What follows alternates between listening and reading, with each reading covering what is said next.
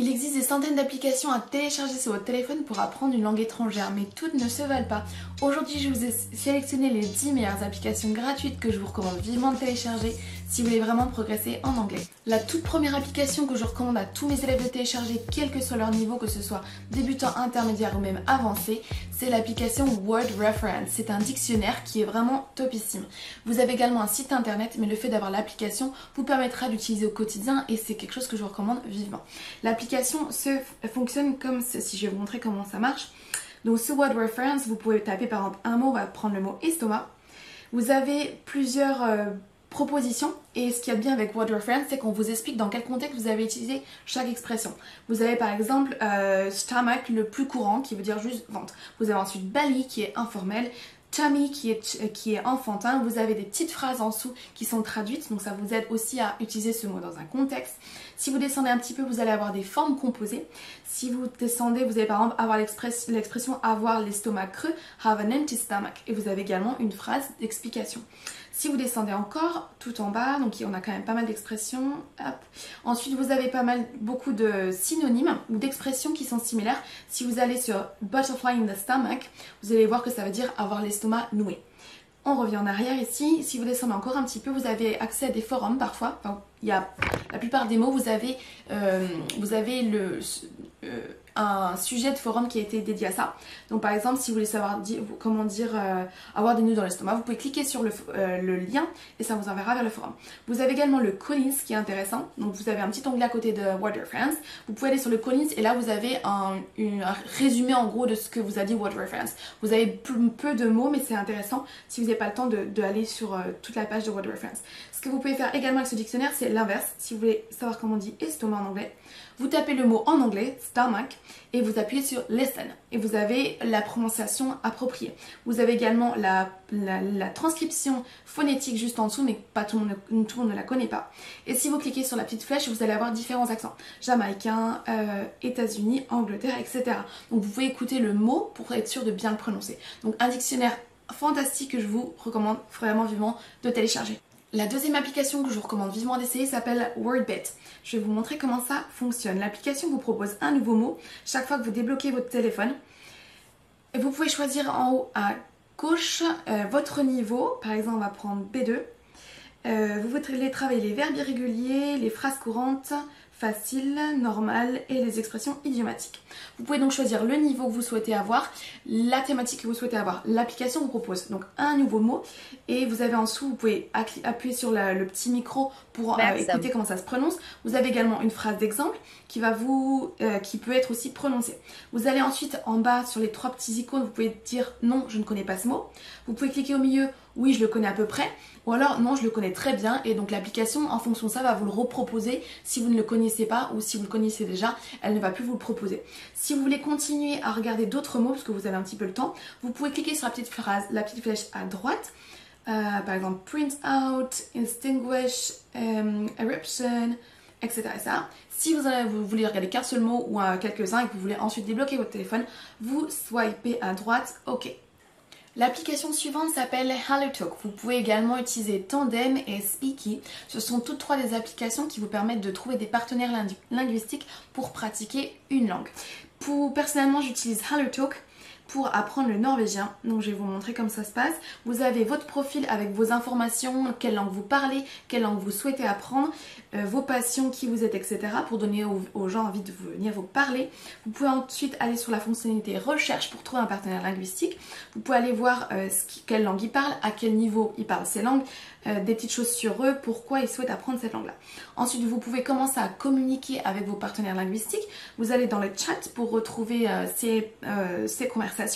Et si vous avez un peu plus de temps, moi c'est quelque chose que je fais pas du tout, vous pouvez poster aussi des photos, des commentaires sur l'onglet qui s'appelle Moments. C'est comme un réseau social en fait, c'est comme Instagram ou Facebook, mais moi personnellement j'utilise pas. Donc vous pouvez aussi après commenter les photos et puis pratiquer un petit peu comme ça. Donc c'est des applications qui vous permettent de trouver des partenaires linguistiques, quelqu'un qui apprend le français et qui peut vous apprendre l'anglais en échange et inversement. La prochaine application s'appelle BBC Learning English. C'est une application qui vous permet d'écouter des podcasts en ligne. Vous avez différents podcasts, différentes thématiques. Vous avez par exemple 6 Minute English pour un niveau intermédiaire. Vous avez ensuite The English We Speak, English at Work, Lingo Hack, etc. Si on en regarde un en particulier, celui-ci par exemple, 6 Minute English, donc c'est le nom du podcast. Vous avez différentes choses. Vous avez l'onglet de gauche qui est leçon. Vous avez donc des petites choses avec des questions et des réponses. Vous avez ensuite à droite transcript qui correspond à la transcription de ce qu'on va vous dire. Donc tout ce que vous allez entendre va être écrit ici. Ça vous permet d'écouter le podcast en même temps que vous le lisez, donc c'est très intéressant. Et vous pouvez également télécharger en cliquant sur download. Donc là je l'ai déjà téléchargé, donc il y a marqué delete download, mais ce sera pour le supprimer. Et vous allez pouvoir retrouver ça vous cliquez sur My Learning, Downloads, et vous avez les podcasts que vous avez téléchargés. Donc si vous avez du temps de transport, que vous n'avez pas internet au travail ou peu importe où, vous pouvez télécharger quelques podcasts à écouter ensuite.